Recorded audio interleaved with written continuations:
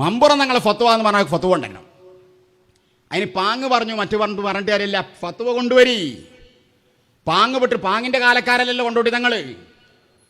പാങ്ങിന് മുമ്പുള്ള നിങ്ങളുടെ മൂത്താപ്പന്മാർ പറഞ്ഞ നുണയിൽ അവരും വിട്ടിട്ടുണ്ടാവും. പാങ്ങിൽ ഉസ്താദിന്റെ ഫത്വ അത് പാണ്ഡന്റെ ഫത്വയാണ് എന്നാണ് പാണ്ഡൻ സമദ് പറഞ്ഞിരുന്നത്. അതിന് കാരണവും സമദ് പറഞ്ഞിരുന്നു. അപ്പൊ അതൊക്കെ വളരെ കൃത്യമായി തന്നെ നമ്മൾ സമദിനെ പഠിപ്പിച്ചിട്ടുണ്ട്. അതിനു പുറമെ ബഹുമാനപ്പെട്ട പാങ്ങിൽ ഉസ്താദിന്റെ തന്നെ മറ്റൊരു ഫത്വ, അവിടുത്തെ 196 പേജുള്ള ഫത്താവയിൽ നിന്ന് 78, 79, 80, 81, 82 ഈ പേജുകളിൽ ഈ കൊണ്ടോട്ടി ഫക്കീറുമായി ബന്ധപ്പെട്ട ചോദ്യങ്ങളാണ്. അതിന്റെ ആദ്യത്തെ 78ാമത്തെ പേജിലുള്ളത് 3 ചോദ്യങ്ങൾ ചോദിച്ചത് പറമ്പിൽ ഉണ്ണിയും കള്ളിവളപ്പിൽ മീരാൻ എന്ന് പറയുന്ന 2 ആളുകളാ. 3 ചോദ്യം ചോദിച്ചിട്ടുണ്ട് അദ്ദേഹത്തിനെ സംബന്ധിച്ച്. ഒന്നാമത്തെ ഫക്കീർ അഥവാ മുഹമ്മദ് ഷാനെ സംബന്ധിച്ച് അങ്ങനെ തന്നെ ഇതിലുണ്ട്. ആ ചോദിച്ച ചോദ്യത്തിനൊക്കെ വളരെ കൃത്യമായി തന്നെ മഹാനവർകൾ മറുപടിയും കൊടുത്തിട്ടുണ്ട്. അതിലും അതോടൊപ്പം തന്നെ ബഹുമാനപ്പെട്ട മമ്പുറം തങ്ങൾ പാപ്പാനെ സംബന്ധിച്ച് പാങ്ങിൽ ഉസ്താദ് എഴുതിയ നഫഹാത്തുൽ ജലീല എന്ന് പറയുന്ന മൗലിദ് കിതാബ്, അതിൽ 2 സ്ഥലങ്ങളിൽ ഈ കൊണ്ടോട്ടി ഫക്കീറുമായി ബന്ധപ്പെട്ട സംഭവം പറയുന്നുണ്ട്. അവിടെയൊക്കെ അവർ ഉപയോഗിച്ച പ്രയോഗം, ഒരു സ്ഥലത്ത് അൽ മഹീൻ, കൊണ്ടോട്ടിൽ ഫക്കീർ അൽ മഹീൻ എന്ന ഉപയോഗിച്ച്, മറ്റൊരു സ്ഥലത്ത് അൽ ലഈം, എന്താ അർത്ഥം? രണ്ടിനും അർത്ഥം നീചൻ എന്നാണ്. അങ്ങനെ പ്രയോഗിച്ച അതേ പാങ്ങിൽ ഉസ്താദ് തന്നെയാണ് ഈ ഫത്വന്റെ തുടക്കത്തിൽ ഇയാളെ പേര് പറഞ്ഞിട്ട് ഖദലഹുല്ലാ എന്ന് പറഞ്ഞത്. നമ്മൾ അന്ന് പറഞ്ഞിരുന്നല്ലോ അത്. അപ്പൊ ഇതൊക്കെ തള്ളാൻ വേണ്ടിയിട്ട് ഇപ്പൊ സമദ് പറഞ്ഞു കേട്ടില്ല നിങ്ങൾ. നമ്മൾ ഇതൊക്കെയാണ് ചെന്നപ്പം കുനുകുനേന തെളിവുകൾ, പാങ്ങിൽ ഉസ്താദിന്റെ ഫത്വകളും അവിടുത്തെ മൗലിദിലുള്ള പ്രയോഗങ്ങളും ഒക്കെ ചെന്നപ്പം സമദ് ഇപ്പൊ പറഞ്ഞിട്ടില്ല നിങ്ങൾ. അതിപ്പോ എന്താ, പഴയ ആളുകൾ കൊടുത്ത ആ നുണ തെറ്റിദ്ധരിച്ചാണ് പാങ്ങിലും പറഞ്ഞതാണ് എന്ന് പറഞ്ഞിട്ട് സമദ് പറയുന്നുണ്ട് ഇതൊക്കെ ഈ 40 കൊല്ലാക്കാരിൽപ്പെട്ട ആളല്ലേ എന്ന്. എന്താ ഇതിന് പറയാം? പിന്നെ എന്തിനെ നേരത്തെ ബഹുമാനപ്പെട്ട പാങ്ങിൽ ഉസ്താദിനെ സംബന്ധിച്ച് അത്ര കൃത്യമായിട്ട് നേരത്തെ പറഞ്ഞിന് പാങ്ങിൽ പോയിട്ട് നിങ്ങൾ? അതൊക്കെ ഞാൻ നേരത്തെ വീഡിയോയിൽ വിട്ടിട്ടുണ്ടല്ലോ. ഇപ്പം കുറിക്ക് കൊള്ളുന്ന ഫത്വകളും മൗലിദിലെ പരാമർശങ്ങളൊക്കെ ചെന്നപ്പം മൗലിദ് പ്രത്യേകിച്ച് ഇവർക്ക് തള്ളാൻ പറ്റില്ല. കാരണം മൗലിദ് കിതാബ് ഒരുവട്ടൂരികൾ തെളിവാക്കുന്ന കിതാബാണ്. അപ്പൊ ഇനിയിപ്പോ എന്താ നല്ലത്? പാങ്ങിൽ ഉസ്താദിനാണ് തള്ളുന്നെ. അപ്പൊ പാങ്ങിലോരെ തള്ളി. അതാണ് ഇപ്പൊ നിങ്ങൾ കേട്ടത്. ഇനി സമദ് അവ്വലുൽ ഫക്കീറുമായി ബന്ധപ്പെട്ട് ഒരു പൊട്ടത്തരം, മഹാപൊട്ടത്തരം പറയുന്നുണ്ട്. അതുകൂടി കേട്ടു.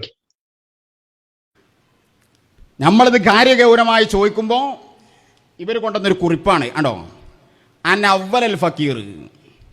നമ്മൾ അന്ന് തന്നെ പറഞ്ഞു ഇത് പാങ്ങുകാരൻ്റെ കുറിപ്പാന്നാണ് പറഞ്ഞ്. പാങ്ങുകാരൻ അതിൽ പറയുന്നുണ്ട് മുഹമ്മദ് ഷാ കാഫിറാണ് എന്ന് മമ്പുറം തങ്ങളും ഷെയ്ഖ് ജിഫിരൊക്കെ പറഞ്ഞിട്ടുണ്ടെന്ന് പാങ്ങ് പറഞ്ഞിട്ടുണ്ട്. നമ്മളത് നോക്കി പറഞ്ഞത് പാങ്ങ് പറഞ്ഞതാവില്ല, അതിൽ പാണ്ഡം പറഞ്ഞതാണ്. കാരണം ഒന്ന് അവ്വലുൽ ഫക്കീർ എന്നുള്ള അതിൻ്റെ അറബി ഗ്രാമറാണ്. അതിന് കൊട്ടുകര കുട്ടം വന്നിന്. അവ്വലുൽ ഫക്കീർ സിഫത്തും മൗസൂഫ് നിങ്ങൾക്ക് തിരിയില്ല. സിഫത്തും മൗസൂഫും സിഫത്തിനെ മൗസൂഫിലേക്ക് ഇലാഫത്ത് ചെയ്തവരെ അറബിയിലുള്ള സിയമ. എവിടെയാണ് ആ പരിപാടി നടക്കാൻ ഈ ചങ്ങായിക്ക് അന്തം കിട്ടിയില്ല. നമ്മൾ പറഞ്ഞിരുന്നത് ഇന്ന അവ്വലുൽ ഫക്കീർ എന്ന് പറഞ്ഞാൽ അവ്വലി എന്നുള്ള സിഫത്തിനെ അൽ ഫക്കീർ എന്നുള്ള മൗസൂഫിലേക്ക് ഇലാഫത്ത് ചെയ്തു എന്നാണ് പറഞ്ഞത്. അതിനെ സംബന്ധിച്ച് സമദ് മുണ്ടില്ല. അത് അറബിയുള്ള പ്രയോഗമാണ്, അത് നാടന്മാർക്ക് തിരിഞ്ഞോണമെന്നില്ല. എന്നിട്ട് അതിൻ്റെ ഇടയിൽ ഇത് എവിടെ പറ്റാന്ന് ഇവൻ അറിയോന്ന് ഞാൻ സമദിനെ വെല്ലുവിളിക്കാണ്. സമദ് ഗ്രൂപ്പിലുണ്ടല്ലോ, ഏതായാലും വോയിസിൽ വരുന്നുണ്ടല്ലോ. ഇൻഷാ അല്ലാഹ് നമ്മൾ ഇവിടെ നിന്ന് ചർച്ച ചെയ്യാം.